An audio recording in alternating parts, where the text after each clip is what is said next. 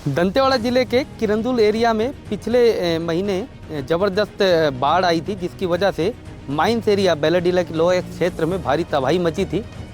NMDC के 6 number gate पर ये तबाही का मंजर आया था। यही वो चेक डैम है 6 नंबर का। देख सकते हैं कि ये 6500 घन मीटर में ये चेक डैम बना हुआ है, यानी कि यदि हम आंकड़ों की बात करें तो लगभग 5.5 एकड़ एरिया में तालाब फैला हुआ है। ये 6 मीटर से ज़्यादा गहरा तालाब है, इस समय मलबे में तब्दील हो गया था। 2 साल से बताया जा रहा है कि एनएमडीसी और किरंदुल नगर पालिका के बीच विवाद चल रहा था, जिसकी वजह से इस डैम को खाली नहीं किया जा रहा था, जिसकी वजह से ये तालाब भर गया। और जो ऊपर के पहाड़ी एरिया से जो एक बार दिखाएंगे, वो ऊपर का जो इलाका दिख रहा है, उस इलाके से जो मलबा आया, वो मलबा इस तालाब में जमा हो गया और ओवरफ्लो का जो पानी है शहर के अंदर घुस गया। लगभग 250 से ज़्यादा मकानों पर तबाही मच गई, भारी तबाही थी, जिसके बाद पूरा मंजर भयावह हो गया था। अब मैं बता रहा हूँ कि बारिश बीतने के बाद इस इलाके की सफाई करने का काम शुरू किया गया है, लेकिन उसमें भी बहुत सारी कमियां देखने को मिल रही हैं। दरअसल ये माइंस एरिया है।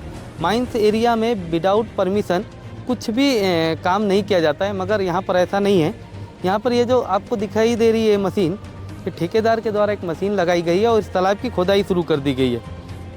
हमारी वन विभाग के अधिकारियों से हमने बात की, उन्होंने ऑन कैमरा बोलने से मना कर दिया, मगर उनका कहना है कि ये जो निर्माण काम है, इसमें वन विभाग की जो टीपी लगनी है, वो टीपी नहीं ली जा रही है और विदाउट टीपी के ही सारा माल यहाँ से डंप किया जा रहा है। हालांकि एनएमडीसी का कहना है कि अगर माल को डंप नहीं करेंगे तो आने वाले समय में और कहीं ऐसा ना हो कि फिर से बारिश हो जाए और फिर से वही नज़ारा देखने को मिल जाए। लेकिन मैं बता दूं आपको कि समय बीत गया है और एनएमडीसी जिस तरीके से यहाँ पर ये मशीन से ढुलाई हो रही है, तो कहीं ना कहीं यहाँ पर नियमों को दरकिनार करते हुए ठेकेदार के द्वारा काम किया जा रहा है। जो इलाके में आसपास के लोग हैं, वो इस तालाब से जो यहाँ से जो मटेरियल निकलता है, भारी मटेरियल यहाँ से निकाला जा रहा है। बता दूं कि ये जो सड़क है, आप एक बार इधर आएंगे, यहाँ दिखाएंगे कि किस तरीके से इस सड़क पर ओवरलोड गाड़ियाँ चल करके पूरे सड़क को ख़त्म कर दिए हैं।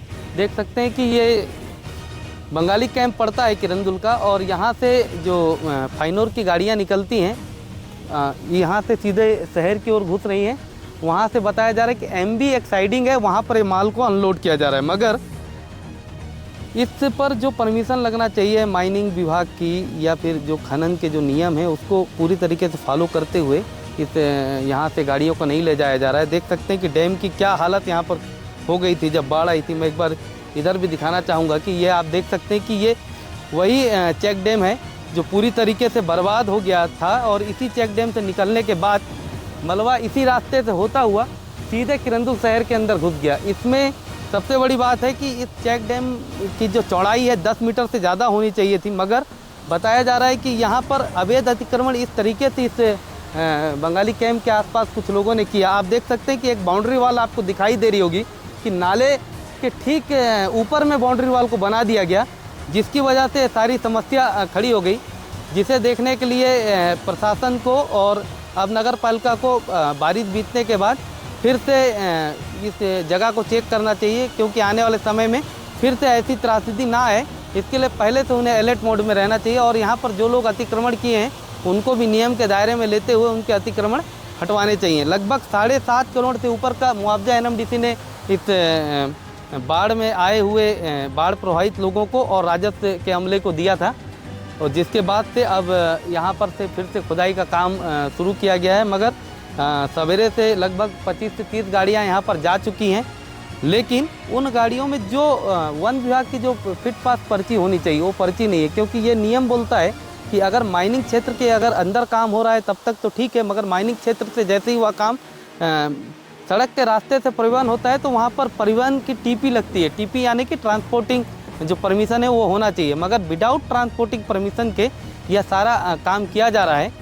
और इस पर यह बस इस बात का हवाला दिया जा रहा है कि आने वाले समय में ऐसा ना हो कि फिर से बारिश होगी और कहीं ऐसी स्थिति निर्मित ना हो जाए। तो मेरा कहने का ये मतलब है कि जब 2 सालों से इसे साफ़ नहीं किया गया था, तो अभी इतनी हड़बड़ी क्या है विभाग को कि बिना नियम कायदे को दरकिनार करते हुए एक ठेकेदार के द्वारा बिना वजन के ही इस सारे माल को उठा के ले जाया जा रहा है। हम आगे भी जाएंगे, इनकी एमबी साइडिंग का भी हाल दिखाएंगे और ये भी दिखाएंगे कि किस तरीके से सड़कों पर ये जो भारी वाहन है जिसकी वजह से सड़कों की पूरी स्थिति खराब हो रही है।